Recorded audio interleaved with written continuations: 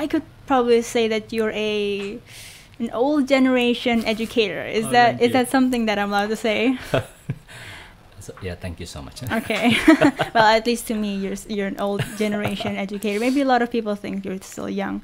But since this pandemic or this online era is still new to a lot of people, how do you adapt to adjust yourself with the new students, especially Gen Z now?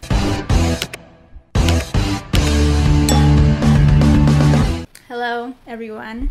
Welcome back to Klik Andi. Today, this podcast has been hijacked by me. How does it feel to be on the receiving end of the questions for today? It's a different feeling. I used to ask question. Now you ask me question. It doesn't really feel that different because you usually sit there anyway, isn't it? Yeah. Today's topic that I chose is educators in like the pandemic and how they adapt to that. Okay. I've heard that you've been on social media a lot. You've heard or you know that? Of course I know that, but I'm acting as if I don't know right now. Okay, so what do you do on like social media? You know. Well, basically, actually, I didn't really start to use social media only because of the pandemic. I did it even before. I was on Facebook and Twitter. Oh yeah, Facebook, the old people generation Facebook. Well, I started to use Facebook when you were 3. Right. Okay. So basically, I use social media recently to deliver my lecture contents. So basically, I created like small videos or short videos, and I posted it in social media like less than 1 minute, because I think that is the way people get their information now. So that's basically how I see the role of social media in education. Okay. Yeah. So you think it brings like positive reinforcements to children, like students? That's what I believe. Because, well, of course, people say that social media is bad. You heard about this. Social media will make people, in your language, mager. They don't do anything, right? That somehow might be true. But what I believe is that social media doesn't have any character. Doesn't have any sifat in bahasa Indonesia. Okay. Basically, there is no bad social media or good social media. Social media is social media. It is actually neutral.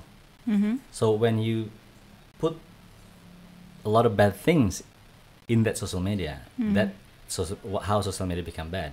So it means if you put something good in social media, that how social media becomes good. So that's how and I believe that so far social media can have a positive impact in education. Okay, I see.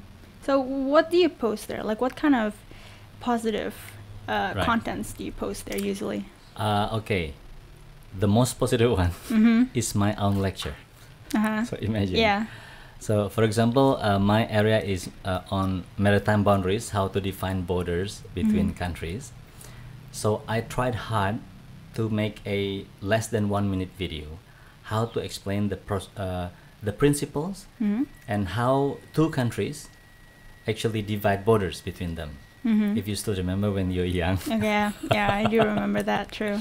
Yeah, so I created that kind of video, but now a lot shorter. So that actually required me to really prepare for that, because to be able to deliver a complex issue in less than 1 minute, it's a challenging process. So that's how I learned. So basically that's the positive one. The other positive one is probably personal development. So sometimes I advise students how to, for example, face an interview. For example, for a scholarship or for if they want to go for jobs. Or sometimes I put some tips on how to do this skripsi, the thesis, something like that.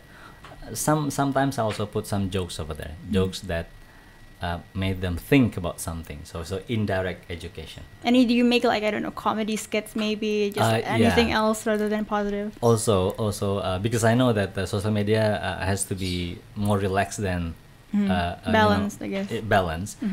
Basically, I don't want them to, they do the lecture in campus to see my lecture, and then they go to TikTok, they see my lecture again. Like, can you imagine how disastrous that can be? So I also want them to see something else, like purely funny stories, like comedy sketch. Sometimes we also do that, like a small short video about anything. Sometimes it is nothing to do with education, but just about, for example, daughter-father relationship or in family situation. So that also sometimes I did in social media. Yeah. Okay, that's very cool. Okay, since I could probably say that you're an old generation educator. Is that something that I'm allowed to say?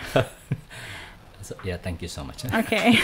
Well, at least to me, you're an old generation educator. Maybe a lot of people think you're still young, but since this pandemic or this online era is still new to a lot of people, how do you adapt to adjust yourself with the new students, especially Gen Z now? Right.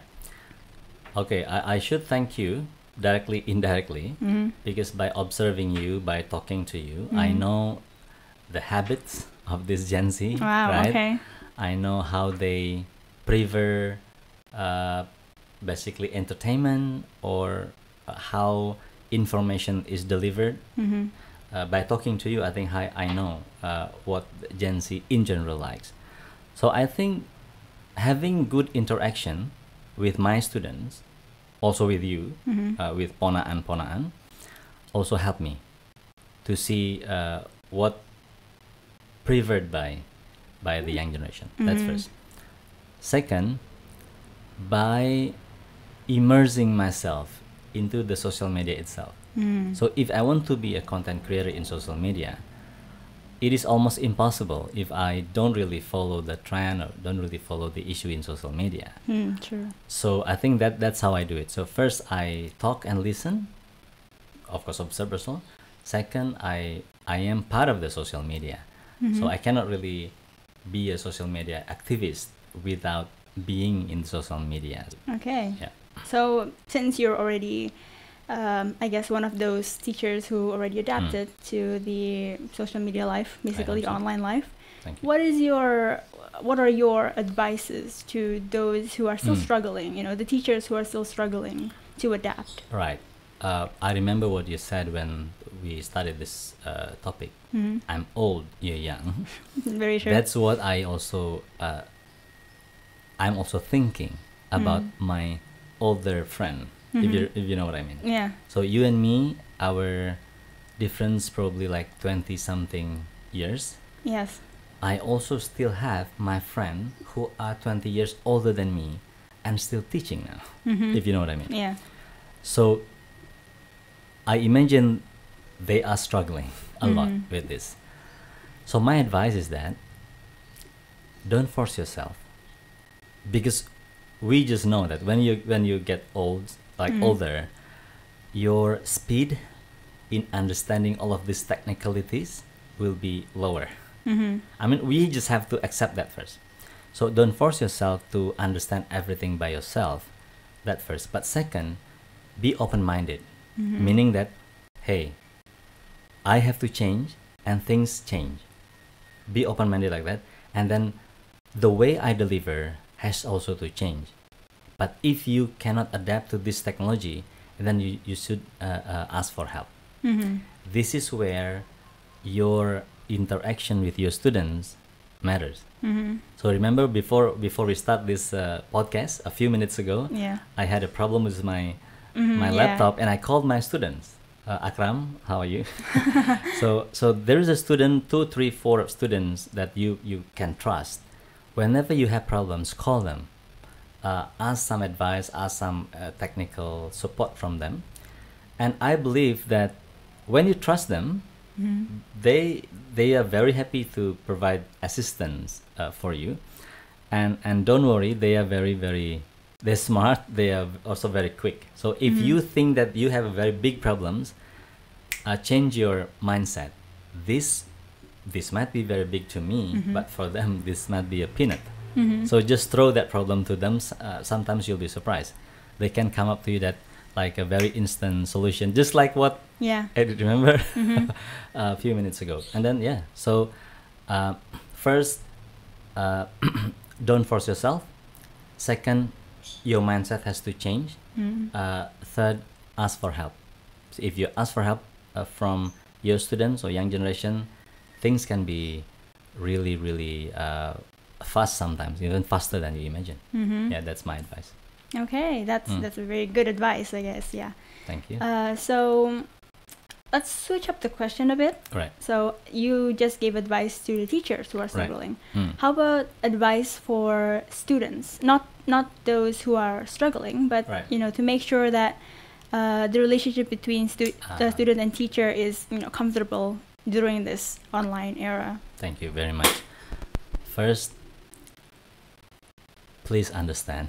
I guess that's a very common advice. Exactly. Please understand that you guys are facing older generation. Like, you will consider yourself as a digital native, right? Digital native. Like, basically, you're born in the digital world. But me, I was not. I was born in the 70s, far away from digital. So I am actually, or we are, I mean, my generation is actually an immigrant, digital migrant, what we call it. And you are the digital native. So understand this situation. You are actually the host of this world, and we are the guest. So imagine if you're the host, you're the one who understands better, and you're the one who should actually treat the guest nicely, if you know what I mean. Even though I understand sometimes the guests don't really realize that they are the guest. Yes, very true. Sometimes they think that they're the host, only because they're older and they have been living in this world longer. So please understand the situation. Basically, in fact, you're the host, you're the owner of the world actually, and we are the guest, or we the immigrant. Please treat us nicely somehow, at least by understanding the situation, how backward our mind is, how bad we are in technology, things like that. So then, I know this is not easy, but by understanding this, please find a way to educate us. Okay, to educate us about technology, basically. Once again, because you're the host. So if you're the host, and whenever you see a guest, even though the guest is a bit funny sometimes, but you're the host. Come on. So accept them. You can laugh about us behind. That's okay. But remember, I'm exposing myself right now. I don't laugh at my teachers. I promise. But basically, whatever happens to the guest, you're still the host anyway. You're still the owner of the house. So you could laugh somehow in the kitchen, but you still have to be nice in front of them. Be nice in front of them, and then come back to them again with solution. Because you're the owner of the house anyway. You will not let them take over your house. Yeah. Right? With all of their mistakes and whatever flaw and everything. So don't let us take over the world only because we think that we are older and we have more power and I'm your father or I'm your teacher. But on the other hand, please be a nice host. Okay. So you got it right. Yeah, so it goes both ways, yeah. I think Respect. so. I believe so. It is not like only me doing things, only you doing things. We have to just work together. Work together. Okay. Right. That's great advice. Okay, right. So so that was making sure it goes both way, right? Respect. Right. So how about any advices for the kids who are struggling to keep up with the online learning and stuff like that? I think a number of problems. Let us, for example, if the problems are technology or facilities.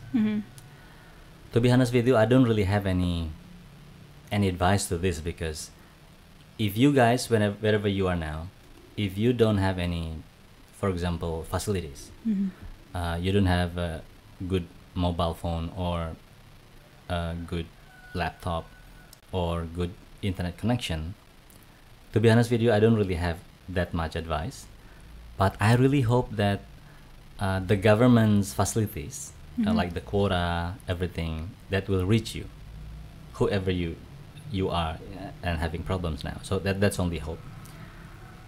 But what you can do, first, I really hope that the contents of your education is posted in the cloud, like in YouTube, wherever, right? So meaning that when the teacher teach you, the contents will be put online, let's say in YouTube, so you can watch it again in different time, which means that you can watch it when you are comfortable, comfortable with your own feeling, comfortable with your facilities, comfortable with your quota, for example. We know this kind of YouTube usually give you a free quota in a certain time of the day, right? Remember? So pay attention to that and use that, utilize that, so you can actually go to YouTube in a maybe not convenient time, but anyway, we have to do something about it, right? So that's my second advice. Third, if the problem is, for example, you get bored, like everybody is. Everybody would, yeah. Remember, it is not only you. We are bored also. The educators? Exactly. The teachers and educators are also bored, and we struggled a lot, even more probably. The thing is that when we are doing this teaching activities, honestly, you could just sleep, right? Or lay down. Why am I agreeing to this? I should say no. You could just sleep or lay down in your, I don't know, like your bed or even in the kitchen. But for us, educators, we cannot do that. We just have to be in front of that computer. So I think whenever you think you're malas or you're a bit lazy or bored, the very first thing you might need to remember is the teachers struggle even more. So the problem actually our problems. It is not only your problems. I think at least to understand that might help you a little bit, not to get too stressed about it, because we are in this together. All right. Right. So that I think is about mindset. Once again, I usually start from this mindset. Second, okay, this is, I don't know, this is a good advice or bad advice. No, advice is advice. So. Do not rely on your teacher. Well, I also agree on that somewhat. Do not rely on us. Okay, I'm when I say teacher, I'm also involving myself here in this advice. Why? Okay, we understand. It doesn't matter how much the teacher tried to deliver good contents to you. The teacher cannot compete with the internet. The teacher cannot beat Google. We know this. So that's what I always say to my student. So I'm not the only sources of knowledge. So I admit without hesitation, I cannot compete with whatever you can find there in the internet. So you can sometimes ignore me. Don't rely on me. I think that's also my advice to students. However, do not rely on your teacher. Doesn't mean that you can fully ignore your teacher. So there's also a value here that how young people respect elders. This is not only applies to you, basically even elders. For us older people, we also should respect our students both ways. So meaning that somehow you can actually search for contents outside of the class. That's true, and I really encourage you to do that. However, when you're in the class, it's really nice for you to give your energy a little bit, at least, to the process. You know, the feeling of the teacher when we are teaching, and we have some doubt whether or not these students are paying attention to me, or whether I'm actually talking only by myself and nobody is appreciating. That actually is a very bad and dangerous feeling to us.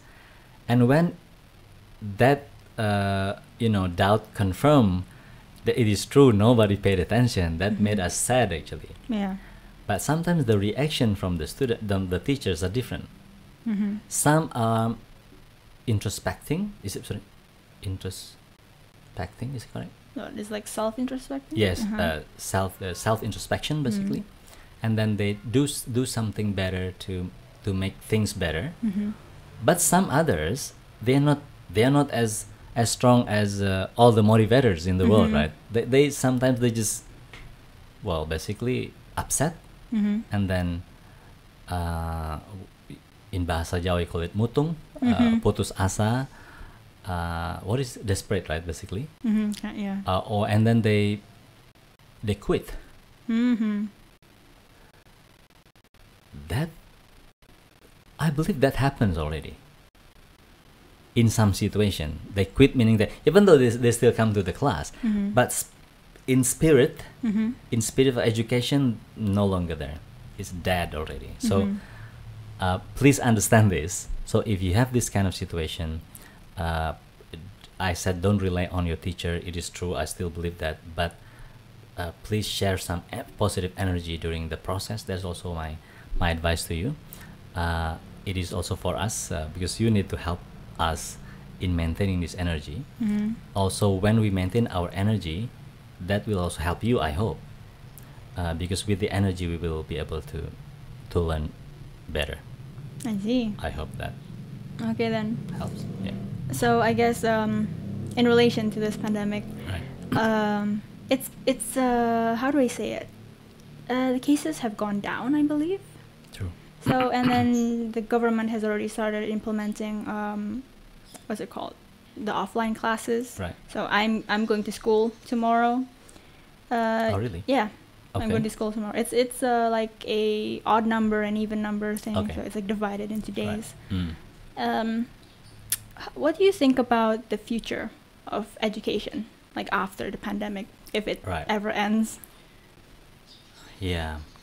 The last 2 years, we have to admit that we've lost quite a lot in terms of, they call it learning loss. I think you also Yeah. understand this one. Learning loss meaning that when we're generation, they didn't really learn as much as they should have.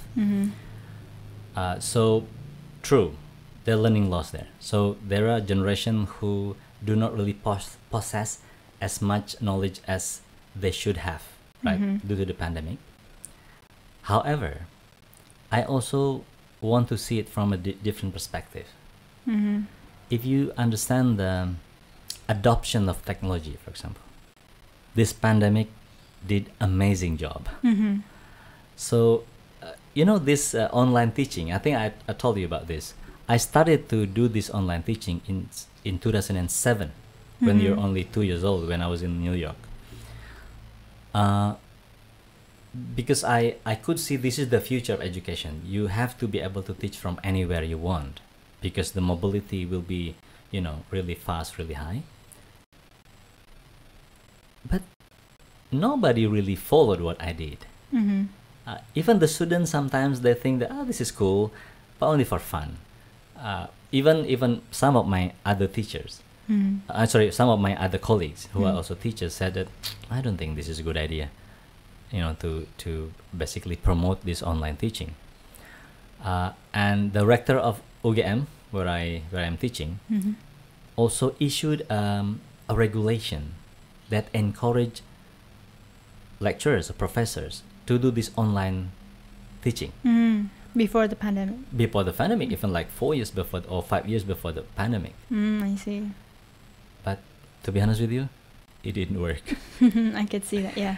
The ministers, Mas Nadim, he's very progressive, encouraged since day one. To be honest, didn't really work that well. But when something called coronavirus came overnight, overnight, people or teachers, they just online. They did it online. So that's what I meant about the adoption of technology is really fast. That is something that we should be grateful of. That's how I see it. But in terms of, so in the future, like you said that you're going to do offline. That is what we consider as a normal education, right?